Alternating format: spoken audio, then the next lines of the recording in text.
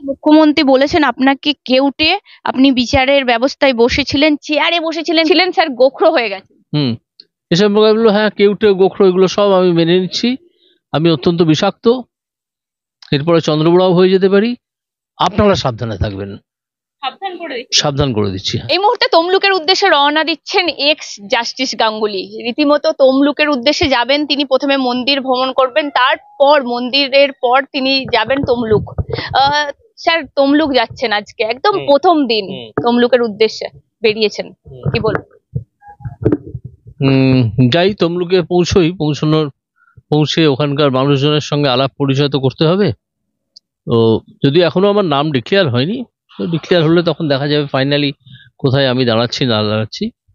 কিন্তু একটু মানুষজনের সঙ্গে পরিচয় করে নেওয়া দরকার। পরবর্তীকালে যদি দেখা যায় যে অন্য কোনো সিটে আমাকে বিজেপি টিকিট দিচ্ছে, যদি টিকিট দেওয়ার প্রশ্ন আসে, তাহলে তখন সেখানে গিয়ে কথাবার্তা বলবো। আপাতত যেহেতু এরকম একটা কথা রটেছে যে তমলুকেই নাকি আমি দাঁড়াবো, সেই জন্য তমলুকের মানুষদের সঙ্গে একটু আগে থেকে আলাপ করে নিচ্ছি।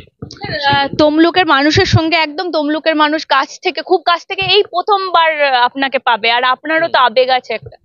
না, আমার আবেগ সে অর্থে কিছু নেই। যেটা আছে সেটা হচ্ছে যে একটা চাহিদা আছে তৃণমূলকে এখান থেকে, পশ্চিমবঙ্গে যত কম সংখ্যক আসন পায়, একটাও না পেলেই ভালো হয়, এবং আমার ডাক হবে নো ভোট টু তৃণমূল।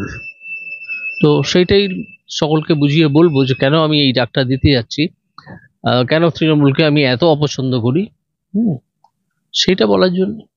আগের বারে ক্যাম্পেইন করেছিল BJP no vote to Mamata, এবারে আপনি একদম নতুন campaign no vote to Trinamool বলছেন। Yes, no vote to Trinamool. তাই তো, তৃণমূলকে একটা ভোটও দেওয়া উচিত নয়। কারণ তৃণমূল যে সর্বনাশ পশ্চিমবাংলার করেছে, বাঙালির করেছে, এবং শিক্ষাক্ষেত্রে, শিল্প, কৃষি সর্বত্র করেছে, তাতে তৃণমূলের একটা ভোটও পাওয়া উচিত নয়। উন্নয়ন তো রাস্তায় দাঁড়িয়ে, আপনি তো যেতে যেতে উন্নয়ন দেখছেন, উন্নয়ন তো রাস্তায় দাঁড়ানো উন্নয়নটা এখন তিহারে দাঁড়িয়ে আছে, বা তিহারে গড়াগড়ি খাচ্ছে। এখন রাস্তায় যেতে যেতে কোনো উন্নয়ন আমি দেখতে পাচ্ছি না।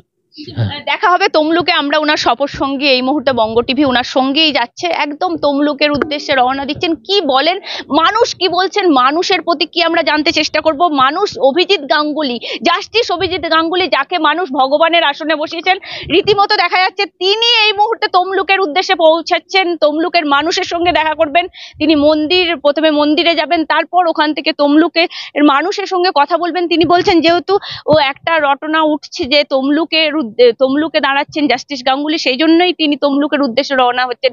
দেখা যাক কি বলেন, মানুষের প্রতিক্রিয়া আমরা নিতে চেষ্টা করবো, এবং অভিজিৎ গাঙ্গুলি সেখানে গিয়ে কি বলেন, মানুষের সাথে কি কথা বলেন। তিনি প্রথমেই এই বার্তা দিচ্ছেন যে নো ভোট টু তৃণমূল, এইটাই তার বার্তা থাকবে প্রথম, কোট আনকোট। তিনি আরো একটা জিনিস বলেছেন যে চন্দ্রবোড়াও হয়ে যেতে পারে, সাবধান হয়ে যেতে বলেছেন।